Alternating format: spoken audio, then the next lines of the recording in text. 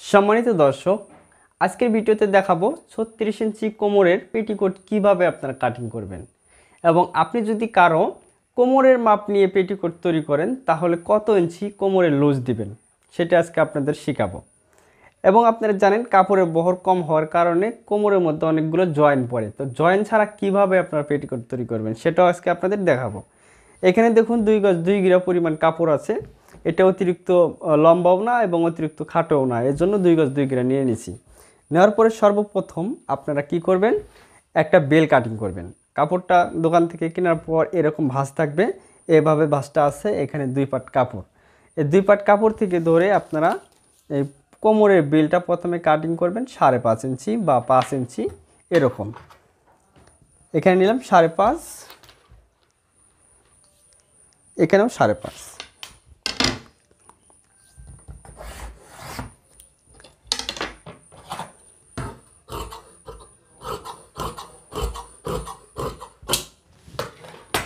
দর্শক, এখন যদি আমি এই বহরে যদি পেটিকোটটা তৈরি করি কোমরের জয়েন্ট ছাড়া, তাহলে দেখবেন পেটিকোটের কোমরটা আসবে আমার 33 ইঞ্চি।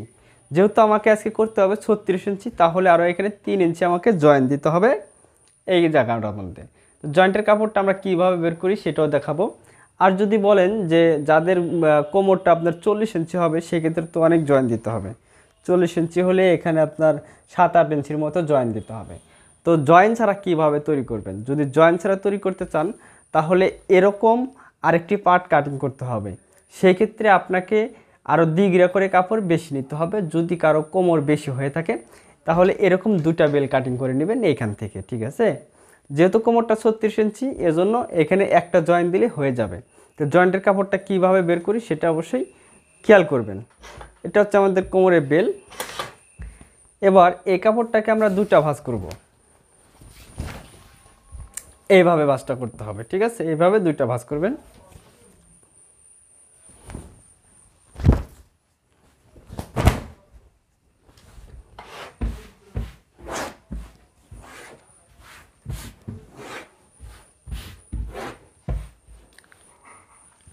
এরপরে দেখুন, যেহেতু আমাদের কোমরের অংশের এখানে 3 ইঞ্চি জয়েন দিতে হবে, এজন্য সাইড থেকে আমরা 2 ইঞ্চি করে কাপড় কেটে রাখবো। কেন?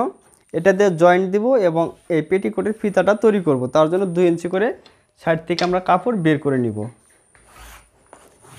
2 পাটে বের করতে হবে, ওই পাশে বের করার প্রয়োজন না, শুধু এই পাশ থেকে 2 ইঞ্চি করে কাপড় বের করলে হয়ে যাবে।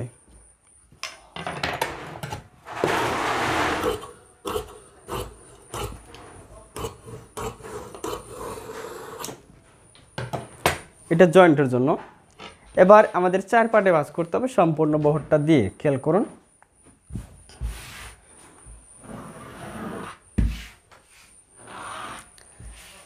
তো পেটিকোটের এই পাশ থেকে একবার নিতে হবে এবং এই পাশ থেকে একবার নিতে হবে। এভাবে আপনারা আড়াআড়িভাবে অর্থাৎ কোনাকুনিভাবে মাপগুলো নিতে হবে, তাহলে 6 সেট পেটিকোট হবে, ঠিক আছে। এখন এখানে লক্ষ্য করেন, যেহেতু আমার 36 ইঞ্চি কোমরে পেটিকোট তৈরি করতে হবে, তাহলে এখানে আমরা কত ইঞ্চি করে কাটিং করব, তাহলে আমাদের জয়েন্ট দেওয়ার পর বেলের সাথে অ্যাকুরেট হবে বা 36 ইঞ্চি থাকবে সেটা দেখাবো। এরপরে আপনাদের জানাবো যে ফিডিং মাপ নেওয়ার পরে কত ইঞ্চি লুজ দিতে হবে, ঠিক আছে। তো 36 ইঞ্চি কোমরের জন্য আপনারা 5 ইঞ্চি করে বের করবেন। তো এই পাশ থেকে নিলাম 5 ইঞ্চি, এবার আবার এই পাশ থেকে নিব 5 ইঞ্চি, ঠিক আছে। আবার এ পাশে 5 ইঞ্চি।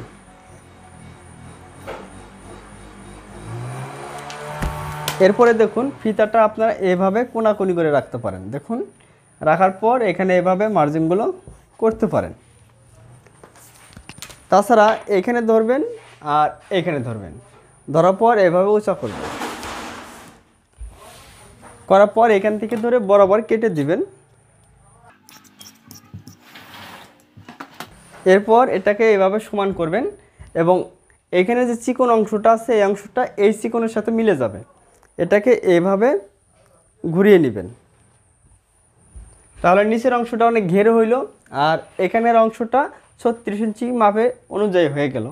এজন্য 6 সেট পেটিকোট তৈরি করলে নিচের ঘেরটা অনেক হয়, ঠিক আছে। গোল পেটিকোটের থেকে 6 সেট পেটিকোটের ঘেরটা বেশি হয়ে থাকে। এইখানে রাখবো। তো এইখানে রাখার একটা নিয়ম আছে, যদি এটা উল্টাপাল্টা করে রাখেন তেমন কোনো সমস্যা নেই, তবে যদি যেটা সঠিক মাপ সেটা হচ্ছে এই যে পায়ের অংশটা আছে এটার মধ্যে কিন্তু আমার 4 পাট কাপড়, 1 1 2 3 4, এটার মধ্যে কিন্তু এরকম 4 পাট কাপড় বের হবে। আর এখানে আমাদের আছে 2 পাট কাপড়, খেয়াল করুন এখানে 2 পাট কাপড়, এই যে ঠিক আছে, এখানে জয়েন থাকার কারণে এখানে 2 পাট কাপড় আর এখানে 4 পাট কাপড়, এ পাশে খোলা আছে এ পাশেও খোলা আছে। তো এই যে 4 পাট যেটার মধ্যে আছে এটার মধ্যে পায়ের অংশ আছে, টান দিলে একটুও বড় হয় না, ঠিক আছে, যেটাকে আড়া এবং খাড়া আমরা বলে থাকি। এটা হচ্ছে খাড়া পাট, এই জন্য টান দিলে বড় হয় না, আর এটা টান দিলে বড় হবে, এটাকে আড়া পাট বলা হয়। তো একটা খাড়া পাট আর একটা আড়া পাট এক জায়গায় করে সেলাইটা দিলে কিছু কিছু পেটিকোটের মাঝখানটা ঝুলে যায়, তো আড়া আর খাড়া এক জায়গায় করে সেলাই দিলে মাঝখানটা কখনো ঝুলে যাবে না, এটাই হচ্ছে নিয়ম। এরপর এখানে ধরে আপনারা সোজা করে কেটে দিবেন।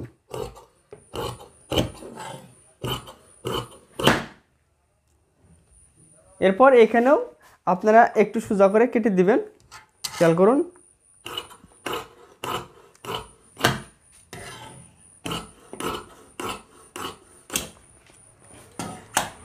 বাস আপনারা এইভাবে কেটে নেবেন, ঠিক আছে। তাহলে এবার আমাদের যে কাজটি করতে হবে খেয়াল করুন, এই যে কোমরের যে অংশটা বলছিলাম এই কোমরের অংশতে জয়েন দিতে হবে, ঠিক আছে। জয়েন দিয়ে আপনাদের কোমরটা বাড়িয়ে নিতে হবে। তো জয়েনটা এই যে কাপড় দিয়ে দিবেন, কিভাবে সেটা খেয়াল করুন। এখান থেকে ধরে এভাবে আপনারা জয়েনটা যতটুকু লাগে আপনারা নিতে পারেন, আর বাকি কাপড়টাতে ফিতা তৈরি করবেন। এই যে দেখুন জয়েন দিয়ে এভাবে আপনারা কোমরটা বাড়িয়ে নেবেন, ঠিক আছে। এভাবে আপনাদের কোমরটা বাড়িয়ে নিতে হবে, তাছাড়া কিন্তু হবে না। তো দর্শক এবার আপনাদের জানতে হবে যে কারো যদি কোমর থেকে ফিডিং মাপ নেন, অর্থাৎ এইভাবে যদি মাপটা নেন তাহলে কত ইঞ্চি লুজ দিবেন। কারো যদি কোমরের থেকে মাপ নেন সেই কোমরের মাপের থেকে আপনাদের 2 ইঞ্চি বা 3 ইঞ্চি করে লুজ দিতে হবে। লুজ না দিলে কিন্তু পরতে পারবে না, মানে উঠাইতে পারবে না, ঠিক আছে। এজন্য লুজ দিয়ে কাটিং করে নেবেন, তাহলে হবে। এবার বলতে পারেন যে ভাই 36 ইঞ্চি কোমরের জন্য যেখানে 5 ইঞ্চি করে নিলেন, এটা কিভাবে হিসাব করে বের করলেন। তো দেখুন যার যতটুক কোমরে মাপ হবে, অর্থাৎ 36 ইঞ্চি কোমরে মাপে আমি তৈরি করছি, তো 36কে যদি 8 দিয়ে ভাগ দেই, দেওয়ার পরে যতটুক আসবে সেইখানে সেলাইয়ের জন্য হাফ ইঞ্চি করে বাড়তি নেবেন, নেওয়ার পরে যতটুকু আসবে ঠিক ততটুকু পরিমাণে নেবেন। তো 36কে যদি আমি 8 ইঞ্চি দিয়ে ভাগ দেই তাহলে 4.5 ইঞ্চি করে পাটগুলো আসবে, এবং সেলাইয়ের জন্য হাফ ইঞ্চি ধরছি, তাহলে 4.5 আর হাফ ইঞ্চি এই হচ্ছে 5 ইঞ্চি। তো 36 ইঞ্চির জন্য আমি এখানে 5 ইঞ্চি করে কাটিং করছি, ঠিক আছে। তাহলে জয়েন দেওয়ার পর আমার 36 ইঞ্চি কোমরটা অ্যাকুরেট থাকবে। আশা করি বুঝতে পারছেন। যদি ভিডিওটা ভালো লেগে থাকে অবশ্যই লাইক কমেন্ট শেয়ার করবেন। আমার পেজে নতুন হয়ে থাকলে পেজটি ফলো দিবেন। আল্লাহ হাফেজ।